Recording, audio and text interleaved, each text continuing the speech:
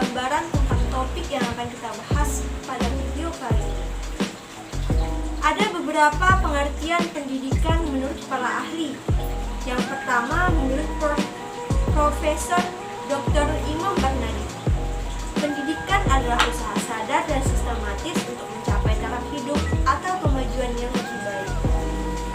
Yang kedua, menurut Paulo Freire, dia berkata, pendidikan ialah usaha untuk mengembalikan fungsi pendidikan sebagai alat yang membebaskan manusia dari berbagai bentuk penindasan dan ketertindasan. Pendidikan haruslah berorientasi kepada pengenalan realitas diri manusia dan dirinya sendiri. Itu hanya beberapa contoh dari pengertian pendidikan menurut para ahli. Tentunya masih banyak lagi pengertian pendidikan menurut para ahli yang lainnya. Bicara tentang dunia pendidikan, tentunya kita telah mengalami banyak sekali perubahan serta kemajuan. Contohnya saja perubahan pendidikan dalam hal kurikulum. Setiap beberapa tahun biasanya kurikulum dapat berubah. Nah, ini adalah periodisasi kurikulum di Indonesia. Ini akan kita bahas nanti satu persatu.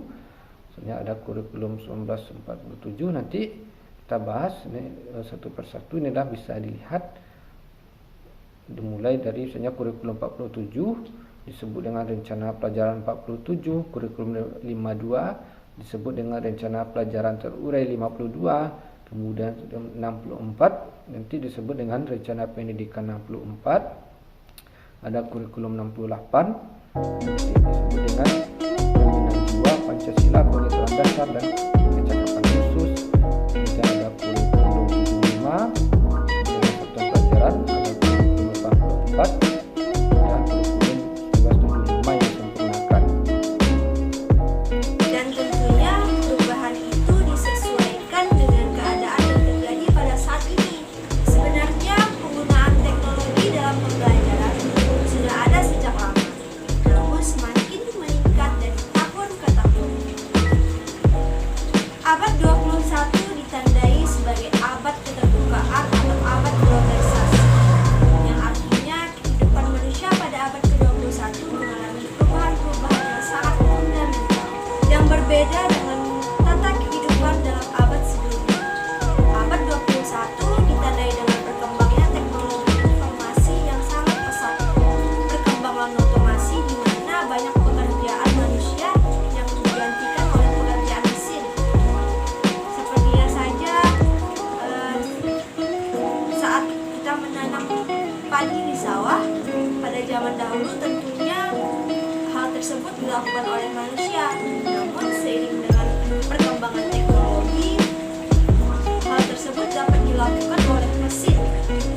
Memasuki abad 21, kemajuan teknologi tersebut telah memasuki berbagai seni kehidupan, tidak terkecuali di bidang pendidikan. Penggunaan teknologi tentunya sudah tidak asing lagi bagi manusia, apalagi dalam era abad ke-21, termasuk di dalam dunia pendidikan. Teknologi pendidikan adalah suatu sistem yang dimanfaatkan untuk menunjang pembelajaran sehingga tercapai hasil yang diinginkan. Nah, di sini saya akan memberikan beberapa contoh dari implementasi dari penggunaan teknologi dalam bidang pendidikan. Yang pertama ada media pembelajaran. Penggunaan teknologi sebagai media pembelajaran sudah tidak asing lagi, bukan?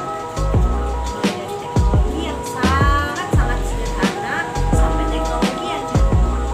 Teknologi dapat dimanfaatkan untuk menarik minat siswa dalam belajar sehingga pembelajaran jadi lebih efektif dan efisien serta menyenangkan. Contohnya itu seperti pendidik dapat menampilkan PPT yang menarik kepada siswa sebagai media pembelajaran. Jika PPT-nya menarik, tentunya kita sebagai peserta didik akan sangat ingin belajar serta rasa ingin tahunya akan semakin meningkat. Selain itu, televisi juga dapat dijadikan sebagai media pembelajaran untuk mencari serta menggali informasi. Selain dari PPT dan juga selain dari televisi, YouTube juga dapat dijadikan sebagai media pembelajaran loh teman-teman. Seperti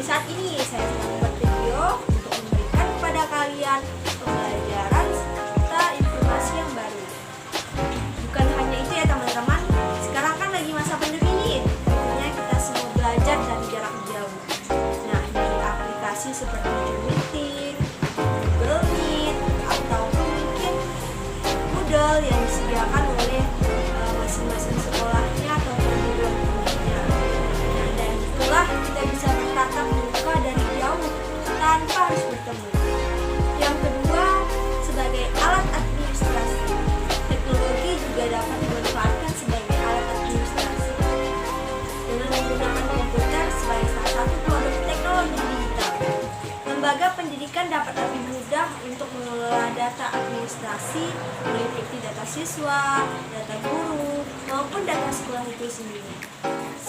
Contohnya itu seperti biasanya ada data dapodik, itu kita bisa melihat data-data siswa serta guru. Nah, disitulah teknologi itu bermanfaat sebagai alat administrasi di mana dapat menginput serta menyimpan data-data siswa maupun guru melalui internet tersebut. Yang ketiga, sebagai sumber belajar. Mengapa sebagai sumber belajar? Ya, tentunya internet itu dapat dikatakan sebagai sumber belajar. Seperti yang kita tahu saat ini, untuk mendapatkan pembelajaran ataupun materi tidak hanya melalui buku, namun dapat kita akses dalam internet. Sekarang kan banyak sekali tuh e-book yang dapat kita akses secara gratis di internet. Setelah kita nggak tidak perlu mengeluarkan biaya yang lebih besar untuk membeli buku. Namun tentunya tidak semua e-book dapat kita akses secara gratis, ya teman-teman. Nah, tadi kan sudah saya jelaskan beberapa contoh dari implementasi penggunaan teknologi. Di sini saya juga akan memberikan sedikit penjelasan tentang dampak negatif adanya teknologi tersebut dalam dunia pendidikan.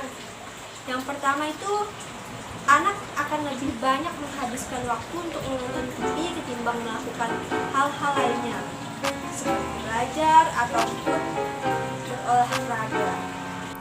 Nah, ini kita simpulkan pengaruh negatif televisi pada otak anak itu. Yang pertama adalah bahwa dengan adanya media televisi atau anak yang menonton televisi Dalam menggunakan teknologi sebagai media pembelajaran, tentunya perlu didampingi oleh guru serta orang tua di rumah, agar anak-anak kita nantinya tidak mengakses atau melakukan hal-hal yang tidak diinginkan.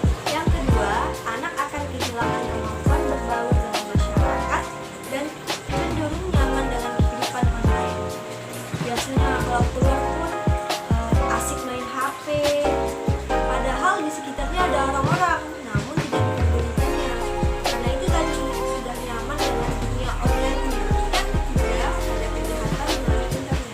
Banyak sekali kejahatan sekarang itu berasal dari internet. Contohnya saja banyak sekali penipuan yang berdalih maksudnya jangan tersebut dia mengatakan kebaikan, namun kemudian mereka meminta kita mengirimkan kode OTP. Dari itu mereka bisa mengakses akun-akun kita loh. Jadi jangan sembarangan kita memberikan kode Telegram kita ataupun WA ataupun Facebook kita kepada orang-orang yang mengirimkan kita pesan seperti itu. Jumlah laporan kasus cybercrime di Indonesia tumbuh pesat jadi yang terbanyak di dunia. Dari data Asosiasi Fintech Indonesia, pertumbuhan pengguna internet ter-Indonesia adalah yang tercepat di dunia. Sayangnya ini dibarengi dengan banyaknya kasus kejahatan cyber. Di tahun 2016 ada 1.200 lebih kasus cybercrime yang dilaporkan ke Polda Metro Jaya. Jumlah kasus cybercrime yang terbanyak di dunia. Indonesia juga menempati peringkat kedua sebagai negara dengan jumlah hacking atau peretasan internet paling banyak di dunia. Jadi mungkin hanya itu saja pembahasan kita pada video kali ini. Jadi dapat disimpulkan bahwa peranan teknologi dalam dunia pendidikan itu sangat banyak dan sangat bermanfaat sekali. Bukan hanya dalam bidang pendidikan ya, tentunya teknologi itu masih banyak lagi penggunaannya. Dan dengan adanya teknologi tersebut merupakan dari transformasi pendidikan di era abad ke-21. Semoga video ini dapat bermanfaat bagi kita semua, dan jangan lupa untuk share ke teman-teman kalian setelah subscribe, karena subscribe itu gratis. Oke, sampai jumpa di video saya selanjutnya. Bye teman-teman.